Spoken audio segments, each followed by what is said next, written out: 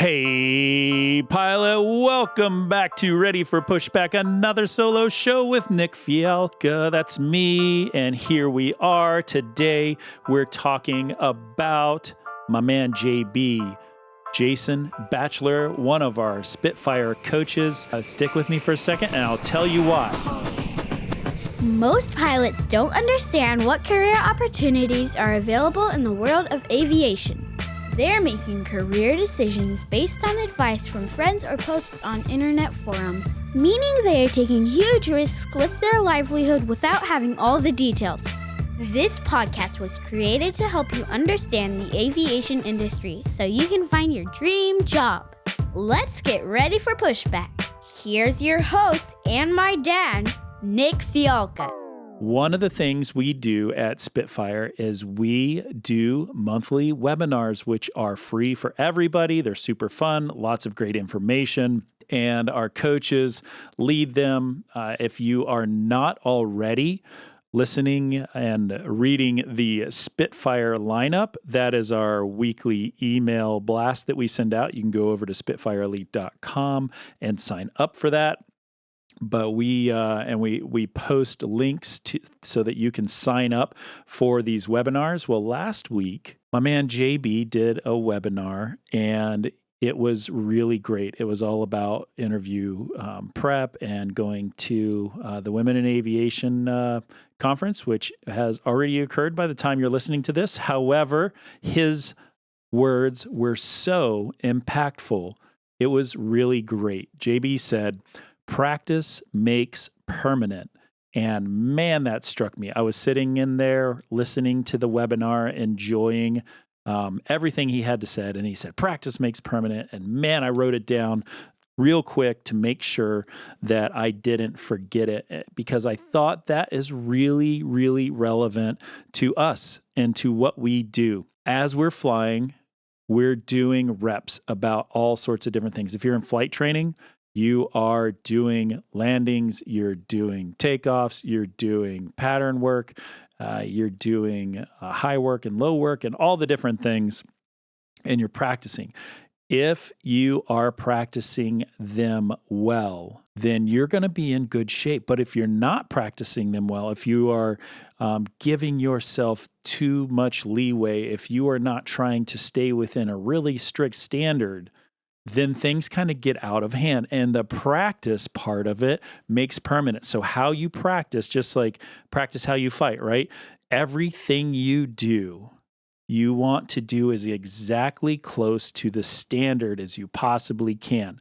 Because when it matters, when you're on a check ride, when you have an emergency, whatever you're doing, you will fall back on the way that you practice this, because over and over and over again, if you are strict and forthright with how you're practicing, it will become ingrained in you to be precise on the things that you are doing. The same for my instructors out there. If you are instructing somebody, you want to hold them to a high standard. You don't want to crush them, but you want to make sure that the things they are doing as they are learning, they're making it better and better and better. And that's one of the things that it really makes a good flight instructor, somebody that holds you to a high standard. I think about, every single phase of my training career as a student has been like that. Most recently, the most recent example of that was when I was getting my multi-engine rating with my mentor, Michael Phillips. Shout out to Mr. P. He took me up in a DA-42, and I hadn't flown in damn near 5 years. And we went and we did the maneuvers that I needed to learn. And man, I was from holding straight and level to steep turns. Like, I was all over the place, and he held my feet to the fire, and he made sure day in and day out, like, we got to start reining this in. We got to make this tighter. You're high, you're low, you're high, you're low, you're slow, you're fast, all these different corrections to make. It was really difficult to get back into just being a pilot, but he was just consistent. He was consistent the entire time. I was able to narrow it down day after day after day and make my corrections quicker and more precise and be able to do these maneuvers just right. And because of that, I was able to be successful in the check ride. So if you are an instructor, don't take it for granted. Don't let somebody go up and just kind of do a thing and shoot an approach and be 100 feet off or 200 feet off or go below the missed approach altitude. All of those things are important for the person that is learning. If you are letting them go and have a lot of rope to hang themselves with, you are doing them an injustice. Know where they are in their training and know that by the time they go to a check ride, they've got to be tight.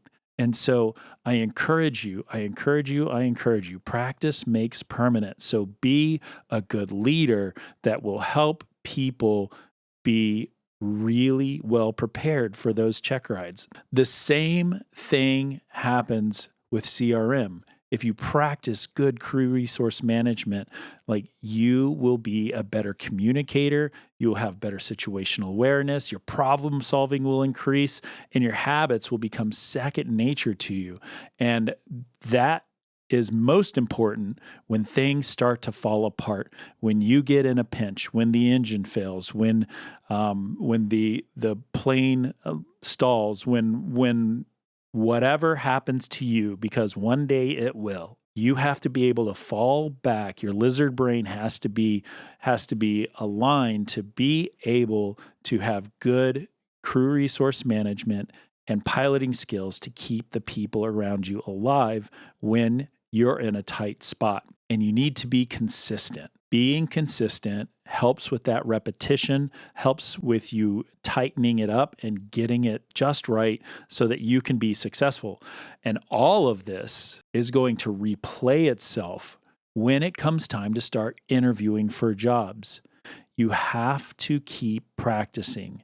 You have to get in there and get the reps day in and day out, because the things that you do, the words that you say matter. And when you're speaking to somebody and there's a multi-million-dollar job on the line, then the things that you've practiced are going to be the things that are permanent. And so if you are not giving it the help that it needs and giving it the respect that it deserves, you're going to come up short. And I'm not just talking about a major airline job. This could be any aviation job. You need to make sure that you are well prepared when you interview for any kind of aviation job. Practice, practice, practice.